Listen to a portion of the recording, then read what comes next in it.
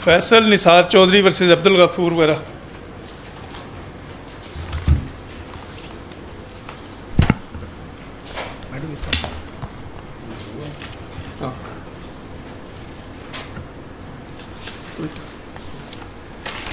ये क्या है जी?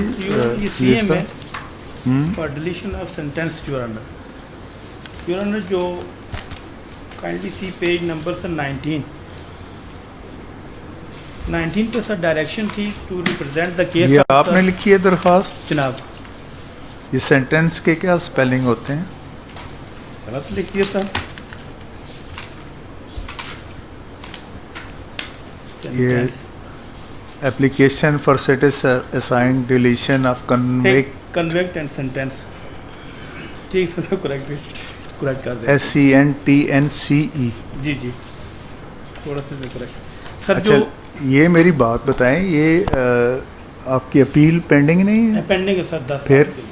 मेरी सर सबमिशन ये है कि जनाब इसमें अर्जेंसी थी, इसलिए जनाब के ऑलरेडी जो प्रेजेंट एप्लांट्स हैं जनाब के नहीं, सामने। मेरी बात सुने, इंटरम ऑर्डर के जरिए कन्विक्शन सस्पेंड हो सकती है, मेरी रिक्वेस्ट है जनाब। डिलीट हो सकती है, सस्पेंड तो हो सकती है, वो हमने कर दी सस्पेंड की है, हुई डिलीट हो सकती है सीएम के जरिए। Sir I requested. नहीं, रिक्वेस्ट की बात नहीं है ना, जो आपके पास लीगली जो चीज़ हो सकती है वो बताएं। जी सर, बेंच के पास तो पावर्स हैं, क्या पावर? वो कर सकते हैं। अपील पेंडिंग रहे और हम सीएम के जरिए आपकी कन्विक्शन सेटिसाइड करते हैं। जी जी, मेरी सबमिशन बताएं ना किस लॉ के तहत? सर 58 में तो जनाब के पास नहीं बताएं, 58 पढ़ें सर जनाब। मेरी सर इसमें सबमिशन ये थी कि मैन फिक्स तो सर 10 के लिए है।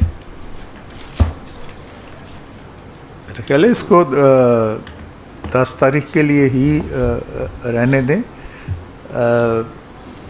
मतलब मेन आपकी अपील पेंडिंग है, इसमें ये आप बताएं, ये सीएम किस प्रोविजन के तहत है? सर 58 के तहत ही सर फाइल की है। हमारी सबमिशन ये है कि जी जो अपीलांट 1 एंड 2 है सर, इनके पास पावर नहीं है और इनको जो डायरेक्शन थी जनाब वो कंप्लाइड विद हो गई। ये सगीर साहब, ये आपकी मेन अपील के ग्राउंड्स हैं ना, अभी इसमें बताएं ना कैसे आप कह रहे हैं, क्या इसमें कैसे? सर एक्चुअली ना जो प्रेजेंट जो हमारे अपीलांट नंबर 1 हैं, ये बिलोंग टू सेक्रेटरिएट ग्रुप, तो उनकी सर आगे कैरियर की प्रमोशन वगैरह भी हैं sir. For this reason I file this application your honour. आपको पता है ये किस बेंच ने ये ऑर्डर पास किया हुआ है जो इम्प्यून्ड है? फुल बेंच ने सर? नहीं, पहला वाला जो ये अभी कोयटा बेंच ने सर। कोयटा जनाब। और मच्छ जेल किधर आती है? कोयटा में, बलूचिस्तान में ही है सर। तो उसके कॉन्सिक्वेंसेस पता है फिर आपको? जी डेफिनेटली, जब अपील होगी तो वो जो मेंबर साहब है मच्छ जेल भी भिजवा सकते हैं। जी भिजवा तो है, ज़रूरी नहीं है कि यहाँ पे अडयाला में आप जाएं। जी लेकिन सर हमारी सबमिशन अगर जनाब 2 सबमिशन 3 फॉर के एक सर इनकी कंप्लाइड विद कर दिया और दूसरे इनके पास पावर नहीं कि ना आपकी इस हद तक अगर आके बेशक आपकी ये मेन अपील की ग्राउंड है ना, जी जी, तो उसमें ये सुनेंगे ना, हम देख लेंगे उसमें अगर हम ये समझेंगे कि ऑर्डर इन्होंने कंप्लाई विद कर,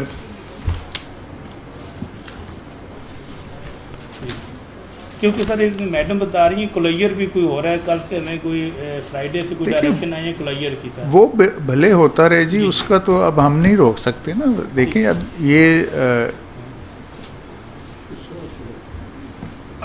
इस पे मतलब अब ये जो आपकी प्रेयर है, ये ज़रा पढ़ें ज़रा पेज 4 पे। मैं पढ़ देता हूँ sir. In view of the above circumstances therefore humbly prayed that the instant application may kindly be accepted beyond order dated 21/5/2025 may graciously be set aside deleted to the extent of the convicting sentence of the applicants being illegal unlawful against the provision of IRA 2012 and the National Industrial Relations Commission Procedure and Functions Regulation 2016 and Judgment of Superior Court। Appeal में आपकी क्या prayer है?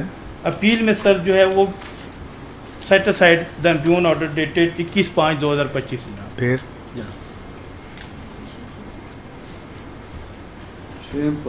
Same prayer है एक sir अगर 2-3 submission मेरी लिख के फिर नहीं आपके इंटरेस्ट सर कुछ असिस्ट करना चाह रही हैं जी, बोल अगर अलाउ फरमाते हैं जी सर। जी बताएं। क्योंकि इनके sir consequences general manager legal है, इनको मुझसे ज़्यादा कॉन्सिक्वेंसेज है इसके। जी जी जी बोलिए जी अच्छा जी, ये जो प्रेयर है जी हमारी, उसमें बेसिकली हमने जो डिलीशन है उसको रिक्वेस्ट कर रहे हैं, क्योंकि जो कंप्लायंस है वो हो चुकी थी जिस वक्त लर्नड मेंबर साहब ने वो ऑर्डर पास किया पनिशमेंट का। उन्होंने वो अप्रिशिएट नहीं किया कि to the extent of respondent number 1 ये हो चुकी है कंप्लायंस।